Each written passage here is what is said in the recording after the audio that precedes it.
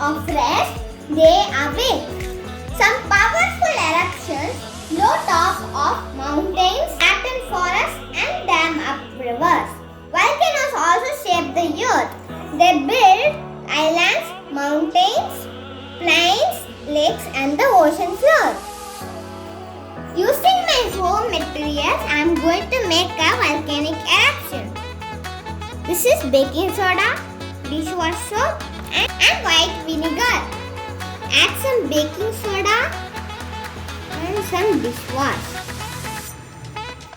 Add some white vinegar. Now the lava is flowing. A volcanic eruption is when lava and gas are released from a volcano, sometimes explosively.